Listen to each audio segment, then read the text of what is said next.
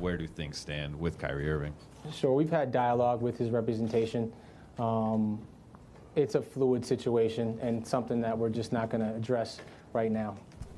Right now, Kyrie Irving's under contract with the Cleveland Cavaliers for 2 or 3 years, depending on the last year. So as of now, he's one of our best players, and sure, we expect him to be in camp. Do you intend to trade Kyrie? I don't want to talk about that. Do you believe that Kyrie and LeBron could coexist? A lot of that I do think is overblown, and we haven't seen a lot of this animosity that's sort of been out there in the media. That's the narrative. That's not the truth.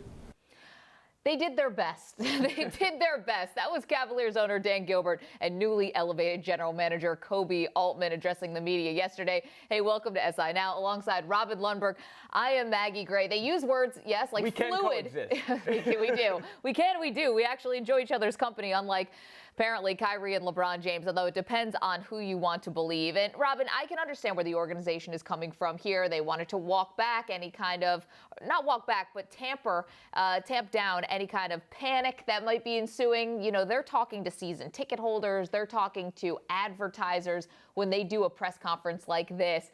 How do you think they did? Well, I think it was fine because they have to maintain the power in this relationship. We talk about LeBron's future. He holds all of that power because what he means for that organization, that area, and because he'll be a free agent and go wherever he wants. Carmelo Anthony has the power in his situation with the Knicks because of the no trade clause.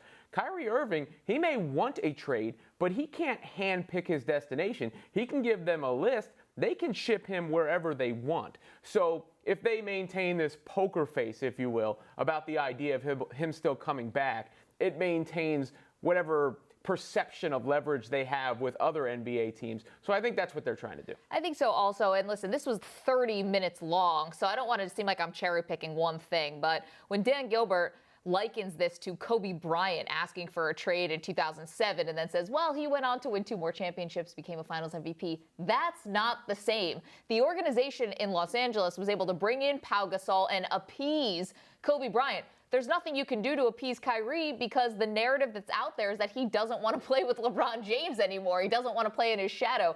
There's no pieces you can add or anything you can do that's going to make that right. Yeah, they had to choose between Shaq and Kobe. Right. That was much more of a parallel situation than when Shaq was already gone and you just had Kobe. I mean, who are you going to side with? Smush Parker at the time? So, I mean, that was the real dilemma. At that point in time, you only had to deal with one alpha dog. In this situation, you have LeBron James, who's the ultimate alpha dog, and you have Kyrie Irving, who says, hey, I'm an alpha dog too. I think that also Koby Altman, the new general manager, I think tried to do a good thing here when he said, listen, we have to give a lot of credit to Ty Lue, the coach, because he's really helped manage a lot of the personalities here.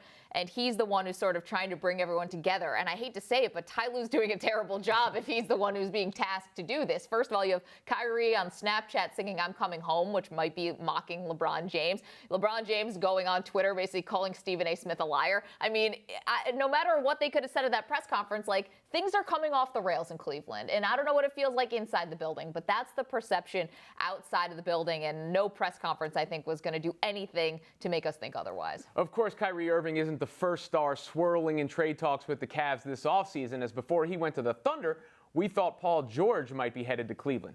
Here's what Altman and Gilbert said about that. I'm not going to talk about that specific trade, but know that we were active during that time, and every team in the NBA was active during that time to try to help their respective franchises. I will say that Indiana could have done better than they did. Okay. Dan Tell Gilbert, us what you really think, Dan. Always exuding some form of arrogance to me. I mean, this is a situation where play it straight to the vest like you did with the Kyrie Irving situation. Don't throw shade at the Pacers or anybody else. We all understand that the Pacers didn't get what we expected for Paul George. We said that at the time. But, dude, you were the team that was supposed to bring him in. I don't care what happened behind the scenes. It didn't happen. You did not wind up with Paul George on the roster. You did not have a GM in place while that was taking place. So to have the gall to sit up there and act holier than thou in that situation, it just rubs people the wrong way. Because if they had landed Paul George, we'd be talking about their whole offseason, regardless of the Kyrie situation, in a whole different light. Oh, absolutely. And I don't think any of this Kyrie trade request actually would have leaked. If you believe Stephen A. that it was LeBron James's camp that leaked it, that would have never happened if Paul George was a part of the team, because that team legitimately would take a shot at the Warriors and they would want to keep that together at all costs. You know, I said sometimes these press conferences aren't necessarily for you and me. They're for season ticket holders, advertisers, fans. That part of the press conference was to Kevin Pritchard, the general manager of the Indiana Pacers. That was putting him on blast. We saw before there was a 3-team trade that had been agreed to in principle between the Cavs, the Nuggets, and the Indiana Pacers, and allegedly Pritchard pulled out at the very last minute, citing maybe the fact that he didn't want to trade his franchise player to a division rival. That, I think, is just Dan Gilbert being completely upset about that trade falling through and everything about that going awry, that he's taking a shot now and basically saying to everyone else, maybe you don't want to do business with Kevin Pritchard because everything was in place, but Indiana didn't do enough. But this is the guy who sent a Comic Sans letter, right? Well, I mean so if I'm so a he fan, can never, ever criticize anyone because of the Comic Sans? Well, I think because of the way he's run the franchise. I mean, we're dealing with it right now. They're in turmoil, utter turmoil. They can say whatever they want. So if I'm a fan, let me just put it that way, and I'm watching, I'm thinking to myself, I don't care that Kevin Pritchard backed out, make the deal happen. Isn't that what we always say? You always say, like, no excuses for players and all that. Well, you can't make a deal happen if one person doesn't want to do it. I mean, if it was all in place where you have Kevin Love was going to go to the Nuggets, Paul George to the Cavs, and then it was going to be Gary Harris and pieces to Indiana, and then Indiana says, oh, wait a minute, no. But is that like, what are you going to do? When you say Gary Harris and pieces, does that exactly blow you away? No, and maybe that's why he was like, wait a minute, what am I doing? Maybe Victor Oladipo and Sabonis was a better deal. I'm not sure about that. Anyway, turning to NFL training camp, our own Peter King is on the road with the Dallas Cowboys. And Peter, good enough to join us now on Skype. Peter, can you hear us, sir? I can hear you, Maggie. How are you? Doing fantastic. And the Cowboys, obviously, in an interesting spot. There's uncertainty surrounding Zeke Elliott. So what is the expectation for Elliott, Peter, in both the short and the long term? Well, I think there's a lot of uncertainty, obviously, Maggie. I think they're preparing, if they have to play with Darren McFadden as their bell cow for 1 or 2 weeks. But I also think in terms of the uncertainty, I think we've basically heard conflicting messages out of New York and out of the NFL about Ezekiel Elliott.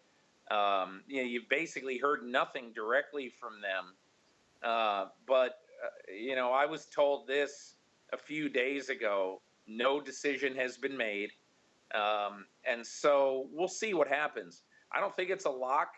He gets suspended, but I do have tremendous respect for Adam Schefter. And with him saying that, it's likely he's going to get a short suspension, I understand that. So we'll see. But I think that the Cowboys feel that because McFadden 2 years ago was a 1,000-yard rusher, they feel like, okay, look, if we have to go with McFadden and sort of a patchwork running back situation, we can do that for a couple of weeks at the start of the season. The tough thing for them is that the New York Giants, being the leadoff hitters, on the schedule, they've got the best run defender right now in the NFL in Damon Harrison. So that's going to be a long day for Dallas to get enough offensively going to beat the Giants. We're going to talk to Damon Harrison in just a little bit. But, Peter, what about the outlook for the entire team in Dallas? Obviously a great year last year. What are you expecting this year? Well, I think, how they handle expectations is going to be really important because this is a team that, has a lot of questions. Who's going to rush the passer? Is their secondary going to hold up with a lot of young guys? A lot of expectations on Byron Jones, the kid from UConn, who's a very young guy still. A lot of pressure on his shoulders. Basically, they've rebuilt this secondary on the fly. And so I think there's that. But I think the message from Jason Garrett, I spent a long time yesterday with Garrett. I think the message with Garrett is that, look, when you go and try to just totally duplicate what you've done the previous year, it's not the best idea. What you've got to do is go out and play great every day and go out and work every day, just to get better. Forget about all of this. Can you win 11 games? Can you advance further in the playoffs and all that stuff? I mean, he admitted to me yesterday he shared a story from the Bruce Springsteen book, about how, when Bruce Springsteen first was getting into the business, a recording artist or a recording company went to watch their band play with a bunch of other bands, and they signed another band. And they said, Bruce looked at it and he said, hey, we're not good enough. We have to get better. And that is exactly what Jason Garrett told his team. Obviously we weren't good enough last year and we have to get better. Yeah, who better than to get advice from the boss himself, Bruce Springsteen? Than the boss. Than the boss. Baby, we were born to run, Peter. You were born to run, considering how much jogging you've been doing lately. Anyway, Jaylon Smith, you wrote about him, appears to have recovered from that injury that kept him out all of last season. Why is he so important to the Cowboys' plans this year? Well, I think it's not only Jaylon Smith as a player, Maggie. I think Jason Garrett also told me yesterday, and he told me this on draft day a year and a half ago, that we need leadership on this team. We need more leadership. We need long-term leadership. And so right now, that's one of the reasons why he's become so important to the long-term future of this franchise. 2 news notes from my story today at the MMQB. Number one, on the Tuesday before they left for training camp, so now I guess 9 days ago, Jaylon Smith tested his foot and ankle, the left foot and ankle, which had the nerve problems there, and it tested now at 80% regeneration. Cowboys are highly encouraged on that, so it's not all the way there, but will it be good enough to play? Smith told me yesterday after practice, that's a good question, and then he laughed, and I think he believes he's definitely going to be strong enough to play this year. And also yesterday, Jerry Jones told me flat out, look, I've seen enough out of this guy right now in this offseason and in this practice on Wednesday that if I had to use a number 1 pick right now, our number 1 pick this year, I would take Jaylon Smith. That's how confident I am in his long-term recovery and prospects. Peter, switching gears to the news out of Baltimore, Joe Flacco expected to miss 3 to 6 weeks with a disc issue in his back. We know there are Greg Roman and Harbaugh connections with Colin Kaepernick. Would Baltimore consider signing him? Well, I think the interesting thing about that is, even though Greg Roman coached Kaepernick, I don't think they parted as great friends. And I doubt that, and I'm not saying that it won't happen. I think it could happen. I've always said ever since whatever the right word you want to use, but nobody signed him, whether he's blackballed or not. Nobody's going to admit that, but I think it's ridiculous that he's not in the NFL.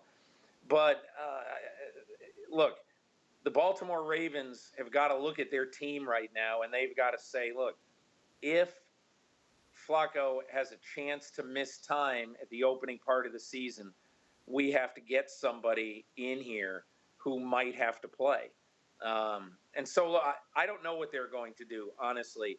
But I think it would be a false assumption to think that because Greg Roman is there and Greg Roman coached Kaepernick, that they're so tight that they'd go out and get him. I don't think that's the case. Very interesting. Talked to Bruce Arians not too long ago, and he said he thought Kaepernick did the best under Greg Roman. We'll have to see if maybe they would team up again. But another quick thing, Peter, out of Baltimore, and that's John Urschel. Announces he's going to retire at 26. Now, obviously, he has a lot of other things going on. He's a brilliant math mind, PhD, and the rest. But I'm just curious how those in the NFL view these earlier retirements. Do they feel like they will have an effect on the league? Oh, there's no question. I just tweeted that this is going to set off alarm bells in the NFL office, Maggie. There's no doubt about it. This is a really serious issue now. It certainly wasn't stunning what the New York Times reported the other day, that out of 111 former NFL players who have donated their brains to be checked, 110 had CTE. But I think it does hit players, and it does really make players think about their own mortality. I visited with John Urschel in March in Boston on a Friday night. I taped a podcast with him, Maggie, and I just, in fact, went back and listened when I saw what, the announcement out of Baltimore. And I'm going to read you what John Urschel said to me on that night when I asked him, do you ever think about, what you're hearing about CTE and head trauma? You're a math guy. You need your brain. We all do, but I think mathematicians probably need their brain as much as any of us. And he said to me, this is something I should be thinking about, but yet I'm not. This is not something I'm really thinking about. I enjoy football, and when you're in it, it's very easy to not think about this. I enjoy not thinking about it. I'd like to keep that going, but I understand it. And so to me, when he says that, I think he's saying, one day I'm going to wake up and I'm going to say, is this really the way I want to be making my living? Not knowing when I'm 55 years old if I'm going to start forgetting where my car keys are. Yeah, looks like that day came a lot earlier than maybe we would have expected it to. Peter King joining us on the road. Training camp tour is underway. Thanks, Peter. Thank you, Maggie. Of course, we spent some time with Peter on the Cowboys there. They open with the Giants again, and the Giants open training camp today. We had a chance to catch up with New York Giants defensive tackle Damon "Snacks" Harrison.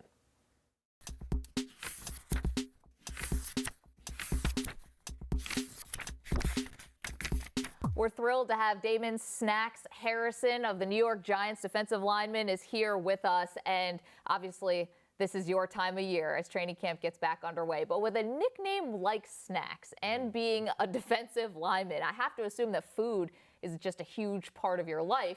You told us earlier that you're cutting weight now, just 1 pound to go before training camp opens. What's the toughest part of that process? Not being able to eat all the things that you like to eat, throughout the year. You just make that small sacrifice for the bigger picture. Yeah, what do you dream about? I mean, when you're trying to be good and you're on this diet, what do you miss the most? Chili cheese, hot dogs, jambalaya, gumbo, just all the things that are high in carbs and fat. All the savory things too. Yeah. You didn't mention any sweet stuff there. No, I'm not a big candy guy in the off season. During the season, oh man. I know you guys play a very different position, but speaking of food, Tom Brady has this regimen that he doesn't eat tomatoes and, obviously the avocado ice cream. Like, could you ever have the willpower for something like that? No, not at all, man. Avocado ice cream, it just sounds terrible. I like my butter pecan, the, what's it, Neapolitan, that's what it's called. Oh, I don't think I could do what Tom Brady does. Speaking of Brady, you faced him many times. He's not the most elusive guy. What is it that makes him so difficult to prepare for? He gets the ball out quick. He knows exactly where he wants to go with the ball. He, he's very smart. He knows all the plays, defensive and offensive. So he not only knows their playbook, but he knows yours. So when you have a guy like that combined with the arm strength, the intelligence, and the players around him, you get the GOAT. Did his legacy or reputation get even greater after this last Super Bowl comeback? Oh, yeah, definitely. I was a big Patriot fan growing up, so, I love Tom Brady. My first sack in the NFL was against Tom Brady. I have that picture in my house when you walk in, right above the door. So, it was amazing to see. I don't watch the Super Bowl, so I didn't get a chance to see it, but I went back and watched the highlights. Couldn't watch it just because you were feeling jealous? I said I won't watch the Super Bowl until I play in one. Okay, but you've seen it since. I've seen it a couple Well, obviously, times. you've seen it a couple times. What sticks out for you from that game? Atlanta blowing the lead. How are they going to get over that? Is that going to be possible, or is it going to No. stick with them this year? That sticks with every player they have in their locker room forever. They'll never let that go, especially if they don't get a chance to go back. You swept the season series with Dallas last year. Their offensive line often gets credit for being the best in the NFL. So are they the best? Can you tell their head and shoulders? What is it about them? Yeah, they work well together.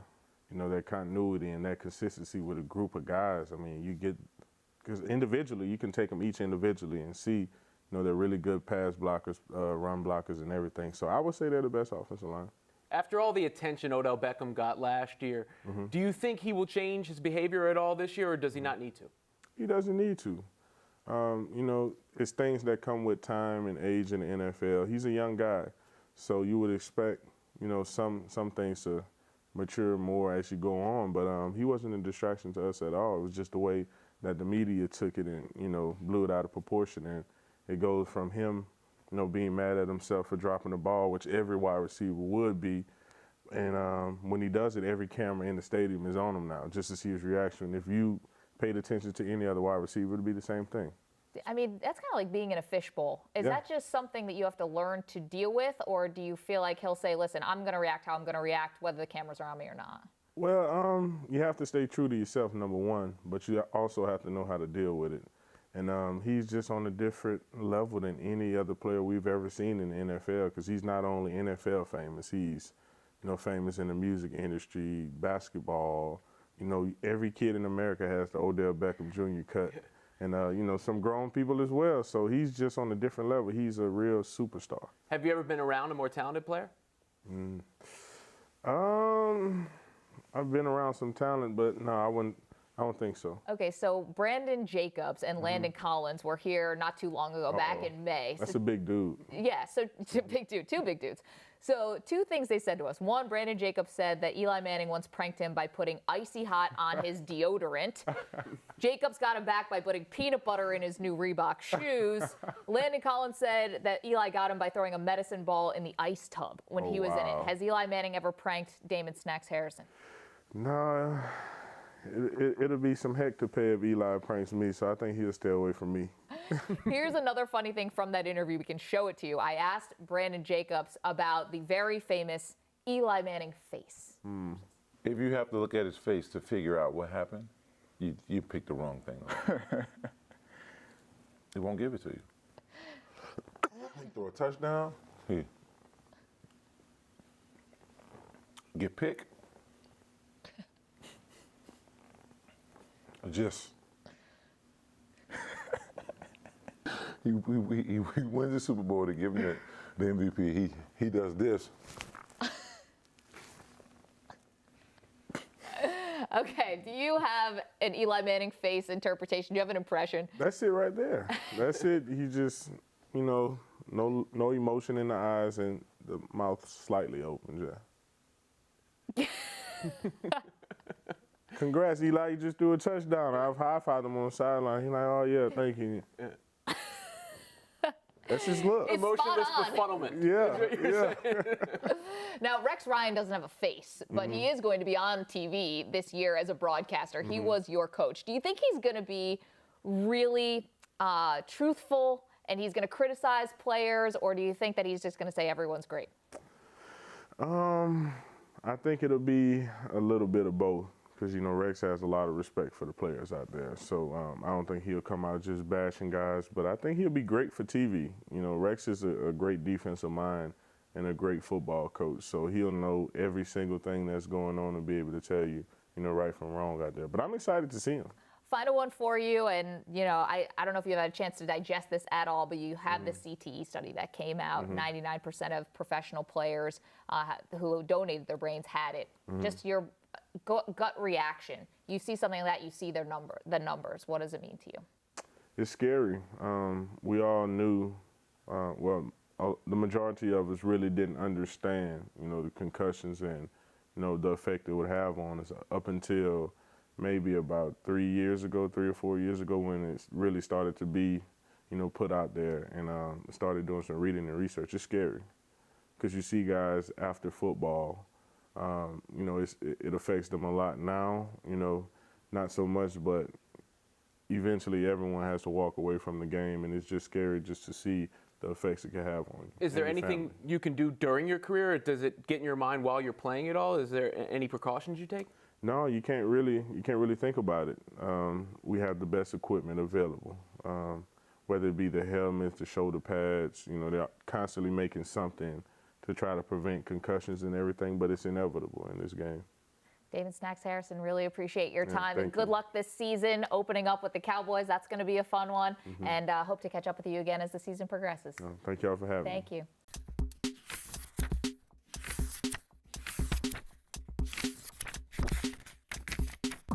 Everybody likes wheeling and dealing at the deadline, but historically, which 5 MLB midseason trades were the best?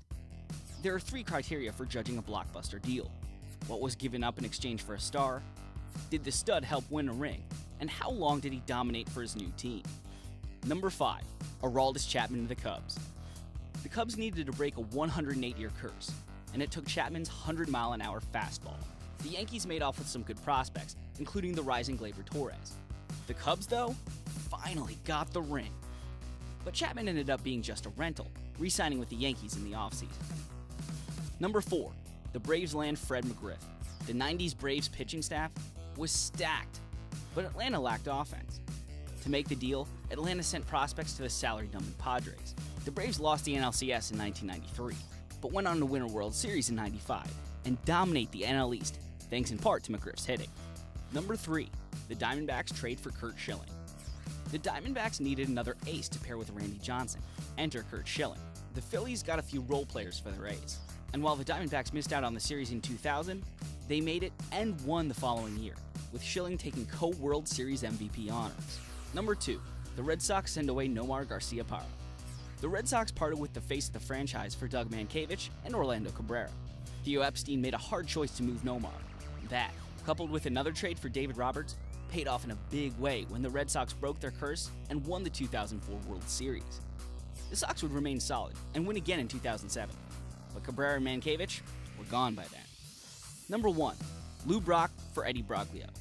St. Louis made off like bandits, securing a Hall of Famer for an injured pitcher.